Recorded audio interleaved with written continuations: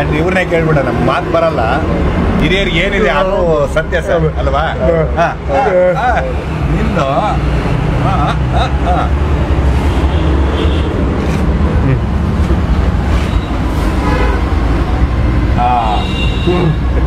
ಮಾತು ಬರಲ್ಲ ಸರ್ ಇವ್ರಿಗೆ, ಸರಿನಾ?